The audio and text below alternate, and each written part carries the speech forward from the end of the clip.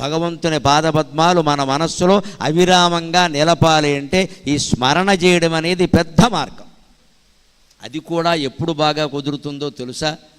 మీకు ధైర్యం ఉంటే, కాస్త చురుకుదనం ఉంటే, బ్రహ్మాండమైన సమయం చెబుతున్నాడు దానికి వడ్డాది సుబ్బారాయ కవి. ప్రతి ఇంట్లో ఆడ మొగ తేడా లేకుండా అందరూ ఆచరించవచ్చు. దీన్ని ఆచరించి చూడండి. ఆ ధ్యానం చేయడానికి తగిన సమయం ఎప్పుడయ్యా?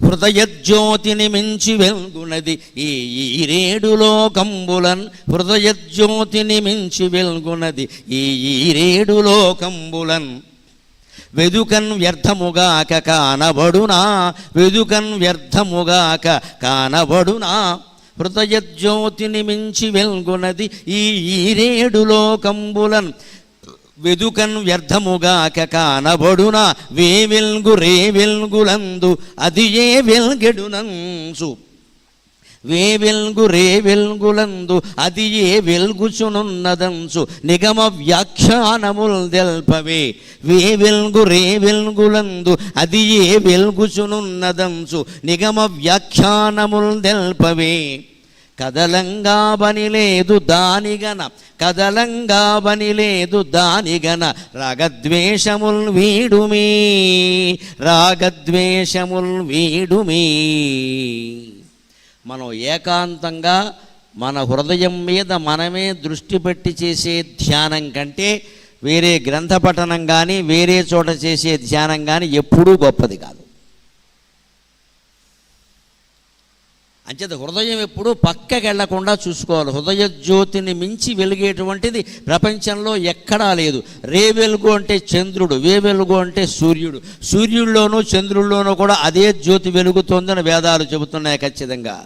యశ్చంద్రమసి యత్యాగ్నౌ తత్తేజో విద్ధి మామకం అని భగవద్గీతలో కృష్ణుడు అంటాడు. చంద్రుల్లోనూ సూర్యుల్లోనూ వెలుగుతున్న తేజస్సు నాదే అయ్యా అన్నాడు. భగవత్ తేజస్సు, ఆ తేజస్సు మనలో ఉందన్నాడు. సూర్యుల్లో ఉన్నటువంటి తేజస్సే మనలో ఉంది అన్నాడు ఖచ్చితంగా. అస్మాల్లోకాత్ ప్రేత్య ఏతమన్నమయమాత్మానముపసంక్రమ్య ఏతత్ ప్రాణమయమాత్మానముపసంక్రమ్య ఏతన్మనోమయమాత్మానముపసంక్రమ్య ఏతద్విజ్ఞానమయమాత్మానముపసంక్రమ్య ఏతదానందమయమాత్మానముపసంక్రమ్య యశ్చాసావాదిత్యే స యశ్చాయం పురుషే అని వేదం చెబుతోంది. యశ్చాసావాదిత్యే, ఆదిత్యునిలో ఏ తేజస్సు ఉందో సయశ్చ అయం పురుషే. ఈ ప్రార్థన చేస్తున్న జీవుడు, పురుషుడు అంటే మగవాడు కాదు, ఆడా మొగ ఎవరైనా సరే, ఆడా మొగ కానివాళ్ళైనా పర్వాలా, అంతా భగవత్ స్వరూపలే. యశ్చాయం పురుషే యశ్చాసావాదిత్యే సయశ్చాయం పురుషే. ఆదిత్యునిలో ఏది ఉందో ఈ మనిషిలో కూడా అదే ఉంది అన్నాడు. అంచేతను ఎప్పుడు ధ్యానం చేయాలి అంటే భక్త చింతామణి కవి చెబుతున్నాడు, నడురే ప్రార్థింతు మోక్షార్థినై, నడురే ప్రార్థింతు మోక్షార్థినై, ఇది సమ్మర్దము సద్దులేని అదునంచు ఏన్ భక్త చింతామణి. హృదయం నెమ్మదిగా ఉండాలి అంటే అర్ధరాత్రిని మించిన సమయం లేదండి. అర్ధరాత్రి ధ్యానం చేయడాన్ని అభ్యాసం చేయొచ్చు, కాకపోతే ఒక్కటి చేయండి. ఆ ఇంట్లో ఉండే వాళ్ళకి, భార్యకో భర్తకో, నేను అర్ధరాత్రి ధ్యానం చేస్తాను, నువ్వు కంగారు పడకని చెప్పండి. లేకపోతే వాడు ఏ మంచి నీళ్ళకో లేస్తాడు, ఈవిడ హాల్లో కూర్చొని ధ్యానం చేస్తుంటే బేరం అంటాడు, ప్రాణం పోయే అవకాశాలు కూడా ఉన్నాయి. ఈ అభ్యాసాలు చేయొచ్చు. నిజానికి మనకి ప్రశాంతమైన సమయం ముఖ్యమండి. మన ఇంటిని మించినటువంటి వైకుంఠం కానీ కైలాసం కానీ ఎక్కడా లేదు.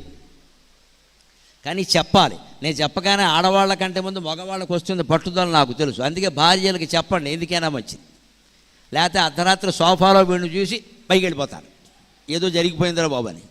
నేను చేస్తాను, నువ్వేం అనుకోకని చెప్పండి. బాగా బిల్డప్ కోసం చెప్పకండి. మళ్ళీ ఈయన 1 గంటకు కూడా ధ్యానం చేస్తాడని గొప్ప చెప్పడానికి కాదు, ఇక్కడ నిజంగా చేస్తేనే చెప్పండి.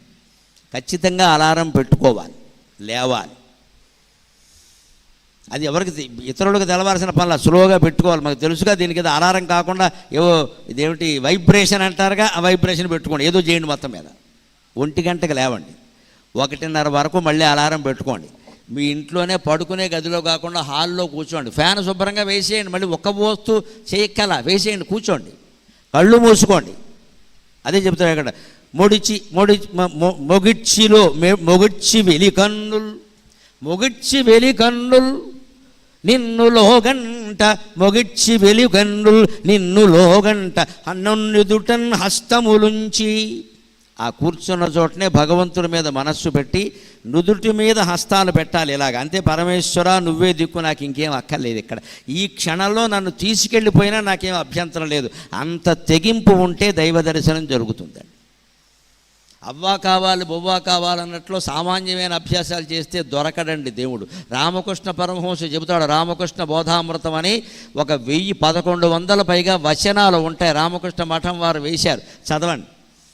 అందులో 591వ వచనం సరిగ్గా నెంబర్ చెబుతున్నా. అందులో విచిత్రమైన మాట ఉంటుంది. ఏమిటంటే, నిరంతరం ఎవడి మనస్సు భగవన్నామంలో రమిస్తూ ఉంటుందో వాడికి ఈశ్వర సాక్షాత్కారం అవుతుంది, వేరే సాధనలేవి అవసరం లేదు, అన్ని సందేహాలు విచ్ఛిన్నమైపోతాయి అని రామకృష్ణ పరమహంస చెప్పాడమ్మా. ఆ సాధన ఎలా చెయ్యాలి? మనం ఏదో పని చేసుకుంటూ చేస్తాం పగలు కూడా, కానీ అది సరిపోదు, చాలా పెద్ద అభ్యాసం ఇది. దానికోసం ప్రత్యేక సమయం ఉండాలి. అర్ధరాత్రి అయితే మంచిది, ఎందుకంటే ఎవరు మాట్లాడరు, అందరూ పడుకుంటారు. దాన్నే భగవద్గీతలో ఏం చెప్పాడు, యస్యాం జాగ్రత్త భూతాని సా నిశా పశ్యతో మునేహి యా నిశా సర్వభూతానాం తస్యాం జాగ్రత్త సంయమి. ఇతర జీవులందరూ దేనిని రాత్రిగా భావిస్తారో ముని అయిన వాడు దాన్ని పగలగా భావిస్తాడు అన్నాడు. ఇతర జీవులందరూ దేన్ని పగలగా భావిస్తారో ముని అయిన వాడు దాన్ని రాత్రిగా భావిస్తాడు అన్నాడు. మనం యోగిగా మునిగా ధ్యానం బాగా చెయ్యాలి అంటే అందరూ పడుకున్నాక నిద్ర లేవాలి, ఒక చోట కూర్చోవాలి, ఇంట్లోనే ఎక్కడో సోఫా అయినా పర్వాలా, నేల అయినా పర్వాలా, కుర్చీ అయినా పర్వాలా, ఏం ఇబ్బంది లేదు. ఇంకా పరమేశ్వరుడికి ఇలా మొత్తం నిటలం ముందున ఘటించి ఈ నుదుటి మీద చేతులు బట్టి నువ్వే దిక్కు అని ఒక్క నమస్కారం చేయాలి. వెలి కన్నులు మోడ్చి కన్నులు మూసేయాలి, లైట్లు కూడా ఆర్పేయాలి. నిన్ను లోగంట, లోపలి కన్నుతో భగవంతుడిని, అంటే లోపల నేను నేను నేను అని ఎక్కడ స్ఫురిస్తుందో దాన్ని చూసేటువంటి ప్రయత్నం చేయాలి, దాన్ని చూసేటువంటి ప్రయత్నం చేయాలి. అలా చేస్తే ఖచ్చితంగా భగవద్ దర్శనం అవ్వడానికి 6 నెలల్లో నేను చెప్పలేను, కానీ 6 సంవత్సరాల సాధన సరిపోవచ్చమ్మా. అరగంట జపం చేస్తే ముందు 6 నెలల్లో జరిగేది ఏమిటంటే ఈ భౌతిక జీవితం పట్ల చాలా విరక్తి వచ్చేస్తుంది. ఇది మనకు అక్కర్లేదు, ఉన్నది చాలు. ఉన్నాయి, బట్టలు ఉన్నాయి కట్టుకుంటాం, ఆభరణాలు ఉన్నాయి పెట్టుకుంటాం, సౌఖ్యాలు ఉన్నాయి అనుభవిస్తాం, సౌకర్యాలు ఉన్నాయి ఉపయోగించుకుంటాం, కానీ లేకపోయినా బాధపడం. అదే వైరాగ్యం అంటే. అన్నీ వదిలేయడం కాదు, ఉన్నది చాలు అనుకోవడం వైరాగ్యం, కానీ అన్నీ వదిలేయాల్సిన అవసరమేం లేదు. ఇక్కడ ఉన్న బట్టలు కట్టుకోకుండా ఎవరు కట్టుకుంటారు? ఉన్న అన్నం తినకుండా ఎలా ఉంటాం? ఉన్న భోగాలు అనుభవించకుండా ఎలా ఉంటాం? కానీ అవే ప్రధానమన్న దృష్టి ఉండకూడదు. ఆ ప్రధానమైనటువంటి దృష్టి కాకపోతే అంతా బాగానే ఉంటుంది అక్కడ లెక్క. అలాంటి పని చేయగలగాలి. అలా అర్ధరాత్రి ధ్యానం చేస్తే ఖచ్చితంగా అందరూ నిన్ను చూడగలరయ్యారు. దానికి నేను చెప్పిన కొంచెం పక్కన సవరణ కూడా చేర్చండి. ముందే పక్క వాళ్ళకి చెప్పేయండి, వాడు హడిలు చచ్చిపోకుండా పక్కనే ఏదో నేనే అభ్యాసం చేసుకుంటా, నువ్వు నా జోలికి రాకు అని భార్య భర్తకి, భర్త భార్యకి చెప్పేస్తే గొడవ లేదు. ఇద్దరూ కూడా లేచి చేసుకున్నారా మరీ మంచిది, పిల్లల్ని లేపాల్సిన అవసరం లేదు. అలాగ ధ్యానం గనక అరగంటైనా రాత్రి ప్రశాంతంగా చేసి లోపల నేను నేను అని ఎక్కడ స్ఫురిస్తుందో అక్కడే మనస్సుని గమనించినట్టయితే ఆ ధ్యానం కారణంగా మీ చుట్టూ ఉండే వాతావరణం మొత్తం మారిపోతుందమ్మా. అనుమానం ఎలా కుటుంబంలో సమస్యలన్నీ పరిష్కారం అవుతాయి. ఆడపిల్లలు మగపిల్లలందరూ ఈ తల్లిదండ్రులు ఎలా చెబితే అలా వింటారు. ఖచ్చితంగా ఈ తల్లిదండ్రులు ఎలా చెబితే అలా వింటారు. సుబ్రహ్మణ్య భుజంగ స్తోత్రంలో శంకరాచార్య స్వామి చెబుతారు ఆ మాట. స్కళత్రం సుతో బంధువర్గ పశుర్వ నరోవాధనారీ మదీయే గృహేయే యజంతో భజంతో నమంతో భవంతం స్తువంతశ్చతే అసంతు సర్వే కుమార. భార్య కానీ భర్త కానీ పిల్లలు కానీ పెద్దలు కానీ మా ఇంట్లో ఆడాళ్ళు మగాళ్ళు ఎవరు ఉన్నా సరే వాళ్ళందరూ నిన్ను పూజిస్తున్నారు, భజిస్తున్నారు, నీకు నమస్కారం చేస్తున్నారు. కారణం ఏమిటంటే నేనెప్పుడూ నీ ధ్యానంలోనే ఉన్నాను కాబట్టి అంటాడు ఆయన. ఇంటికి యజమాని అయిన వాడు, భార్య అయినా భర్త అయినా ఎవరైనా పెద్దవాళ్ళు ఆ ధ్యానంలో ఉంటే ఇంట్లో వాతావరణం అంతా మారిపోతుందండి. ఖచ్చితంగా నా భక్తుడికి అనుకూలంగా నేను అన్నిటినీ మారుస్తాను అని భగవద్గీతలో కృష్ణుడు చెప్పాడు. నమే భక్త ప్రణశ్యతి కౌంతేయ ప్రతిజానీహి అంటాడు 9వ అధ్యాయం. కౌంతేయ, ఒక్క విషయం ఖచ్చితంగా తెలుసుకో, లోకంలో ఎవడైనా నష్టపోతాడు కానీ భగవద్భక్తి ఉన్నవాడు నష్టపోడు. భక్తుడు అంటే కేవలం నామాలు పెట్టేసి పూజలు చేస్తే కుదరదు. నేను మళ్ళీ చెబుతున్నా, మాటల్లో సత్యం ఉండాలి, చేతల్లో ధర్మం ఉండాలి, మనస్సులో భగవన్నామం ఉండాలి. అటువంటి వాడే భక్తుడు. ఈ మూడు గనక మనం పాటించగలిగితే జీవితంలో విజయం సాధించినట్టే లెక్క. అలాగే భగవంతుడు మనల్ని ఎలా ఆకర్షిస్తాడో అలాగే ఈ సృష్టి ఆయన నుంచి ఎలా ఏర్పడిందో మన జీవితంలో మనం కనే కళ ఆధారంగా చెబుతున్నాడు ఒక్క మాటలో. చలనం బంధు జడంబు సూచిక అయస్కాంతంబు చెంతన్నిలన్. చలనం బంధు జడంబు సూచిక అయస్కాంతంబు చెంతన్నిలన్. సలుపున్ మాయ భవత్ సకాశమహిమన్ సలుపున్ మాయ భవత్ సకాశమహిమన్ సర్గంబు నీమాడ్కి పలుకొప్పున్ మనసు ఆత్మసన్నిధిని స్వప్న ప్రపంచంబు బాసిలగా జేయద నిద్రయందు అఖిల సాక్షి భక్త చింతామణి. చలనం బంధు జడంబు సూచిక అయస్కాంతంబు చెంతన్నిలన్. ఒక సూది మామూలుగా ఉంది, ఒక పిన్నీసు మామూలుగా ఉంది, కానీ చిన్న మ్యాగ్నెట్ అయస్కాంతం కనుక మీరు కొంచెం దానికి దగ్గరగా పెడితే వెంటనే ఈ సూది వచ్చి దానికి అతుక్కుందా లేదా? అయస్కాంతం దగ్గర సూది కొంచెం దూరంగా పెట్టినా దాని ప్రభావం ఎలా ఉంటుందంటే క్రమంగా సూది అయస్కాంతం దగ్గరికి వచ్చేస్తుంది. చలనం బంధు జడంబు సూచిక. సూది జడ పదార్థమే అయినా అయస్కాంతాన్ని మీరు కొంచెం దానికి అందుబాటులో ఉండేంత దూరంలో పెడితే దాని అంతటదే దొల్లుకుంటూ వచ్చి అతుక్కుపోతుందా లేదా? ఇప్పుడు మన కొత్తగా చూడండి, కబ్బోర్డ్స్ అవి ఉన్న చోట తలుపులు పెడుతున్నారు. ఇదివరకు ఏవో తాళాలు గడియలు పెట్టేవారు. కబ్బోర్డ్స్కి ఇప్పుడు అవే ఉండవండి. ఇటు చిన్న మ్యాగ్నెట్ పెడతాడు, అటోటి పెడతాడు. తలుపు కొంచెం మీరు దగ్గరికి జరపగానే మిగిలింది అది లాక్కుంటుంది. అందుకే ఇప్పుడు తలుపులు చప్పుళ్ళు ఎక్కువయ్యాయి. ఇదివరకు తలుపులు చప్పుళ్ళు ఉండేవిగా, ఇప్పుడు చప్పుళ్ళు ఎక్కువయ్యాయి. కానీ ఈ చప్పుళ్ళు ఎక్కువ అవడం మంచిది. ఎందుకో తెలుసా? దొంగలు ఎవడన్నా వచ్చి తలుపు తీస్తే మనకు తెలుస్తుంది. శతకోటి దరిద్రాలకు అనంతకోటి ఉపాయాలన్నారు. ఇదివరకు తలుపులు చప్పుళ్ళు లేని తలుపులు ఉండేవి. అవి ఎవడన్నా వాడు బదలగొడిపోయినా మనకు తెలియదు. ఇప్పుడు ఈ మాటికి టపా టపా టపా అంటుంటే కొంతమందికి చికాగ్గా ఉంటుంది. ఈ ఎదవ మ్యాగ్నెట్లు పెట్టారు, తీసినప్పుడల్లా చప్పుడు అంటాడు. కానీ చప్పుడు అవడమే మంచిది. నువ్వు కాకుండా మరెవరు తలుపు తీసినా నీకు తెలుస్తుంది ఆ విషయం. తెలియాలా వద్దా? తెలవడం అవసరం. చప్పుడు అంటే అలాగా అర్ధరాత్రి ఎవరు తీస్తారంటే తీశారంటే దొంగ వచ్చాడు అనమాట. పగలు ఎవరో పిల్లలు తీశారు, పెద్దలకు తెలియాలి. తెలిస్తే తప్పేముందండి, మనం జాగ్రత్త పడతాం కదా. ఒక్కోసారి అందులో డబ్బులు దాస్తాం, తెలియకుండా పిల్లలు పట్టుకెళ్ళిపోతారండి. ఇవాళ డబ్బులు దాచట్లే ఎవరు, క్రెడిట్ కార్డు పెట్టేశారుగా, శుభ్రంగా గొడవ లేదు, మొత్తం గోకేయడమే. ఇదివరకు అలా కాదు, డబ్బులు దాచేవారు, పట్టుకెళ్ళిపోతే తెలిసేది. ఏదైనా అయస్కాంతం తలుపున అయస్కాంతం కారణంగా ఇనుమును ఆకర్షిస్తోందా లేదా మనం చూస్తున్నా లేదా? అలాగే అయస్కాంతం సన్నిధిలో ఒక సూదిని పెడితే అది అప్రయత్నంగానే దాని దగ్గరికి వెళ్ళిపోయినట్టే. సలుపున్ మాయభవత్ సకాశమహిమన్ సర్గంబు నిమ్మాడ్కి. భగవంతుణ్ణి సాక్షిగా పెట్టుకుని ఒక మహామాయ మహాసత్వ మహాశక్తిర్మహారథి అని లలితా సహస్రంలో ఏ మహామాయ గురించి ఏ మహాశక్తి గురించి చెప్పారో ఆ మహామాయ సదాశివుడు అనేటువంటి భగవంతుడిని అక్కడ పెట్టుకుని అయస్కాంతంలాగా ఈ మహామాయ ఈ సృష్టి అంతా చేసింది. దానికి ఉదాహరణ ఏమిటో తెలుసా? మనసు ఆత్మసన్నిధిని స్వప్రపంచంబు భాషిలగా జేయద నిద్రయందు. మన మనస్సు రోజు ఒక మాయ చేస్తోంది, గమనించండి. మనం మాయలో పడిపోయి పడుకుంటాం కానీ దాన్ని గమనించాం. కళ వచ్చింది అనగానే మనం ఎలా ఆలోచిస్తామంటే మంచి కళ చెడ్డ కళ, తెల్లారకట్టు వచ్చిందా, అర్ధరాత్రి వచ్చిందా, ఆడాళ్ళు కనబడ్డారా, మొగాళ్ళు కనబడ్డారా, ఇవి ఆలోచిస్తాం. ఆలోచించవలసింది అది కాదు. కళే పెద్ద మాయ. ఇందులో మంచి కళ ఏమిటి, చెడ్డ కళ ఏమిటి? ఆ కళలో ఆడవాళ్ళు వచ్చారు, మగవాళ్ళు వచ్చారు, చెట్లు కనబడ్డాయి, పుట్టలు కనబడ్డాయి, చెరువులు కనబడ్డాయి, దేవాలయాలు కనబడ్డాయి. ఇవన్నీ ఎలా వచ్చాయి నీ కళ్ళలోకి? అవి ఏమైనా కదిలి చక్రాల మీద వచ్చాయా, విమానంలో వచ్చాయా, రైల్లో వచ్చాయా, చందమామ రావే జాబిల్లి రావే అని ఏమన్నా వచ్చాయా? రాలా.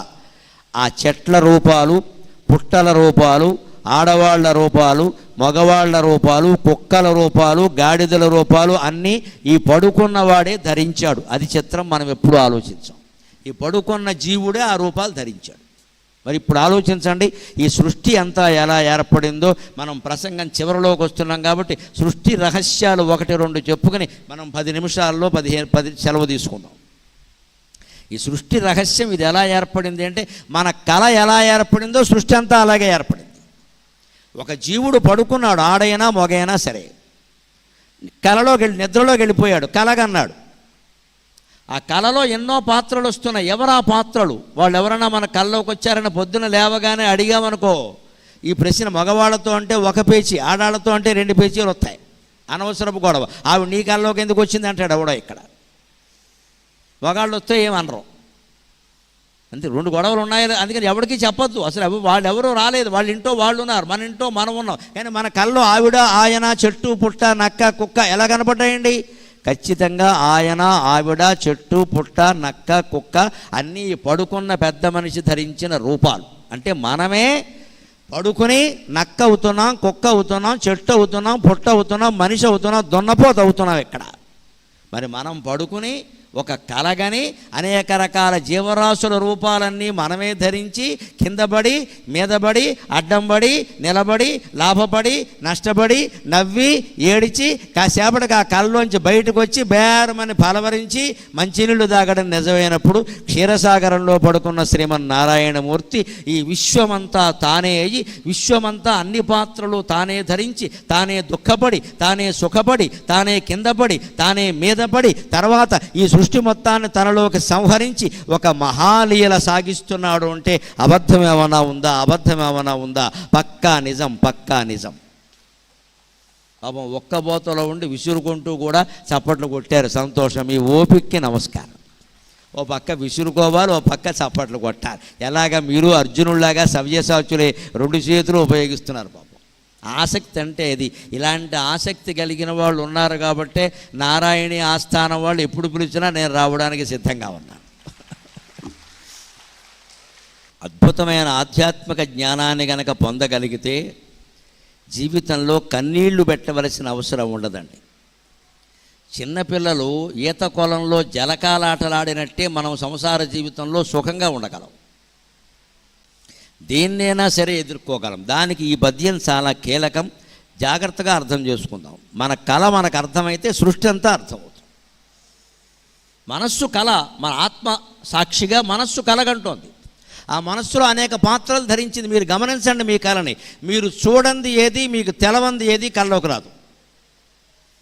ఎక్కడో అక్కడ మీరు చూసే ఉంటారు, ఎక్కడో అక్కడ అనుభవం ఎదురై ఉంటుంది. అయితే అనుభవంలాగా కళలోకి రాదు ఎప్పుడు కూడా. అనుభవానికి వ్యతిరేకం కూడా వస్తుంది. సాధారణంగా ఇంకో మాట చెప్పనా, బాగా క్రమశిక్షణతో ఉండేవాళ్ళు ఉంటారే కొందరు మనుషులు, ఎప్పుడు పని అప్పుడే చేస్తూ, ఎక్కడ వస్తువులు అక్కడే పడుతూ జాగ్రత్తగా ఉంటారు. చూడండి, వాళ్ళకి ఎలాంటి కళ వస్తాయో తెలుసా?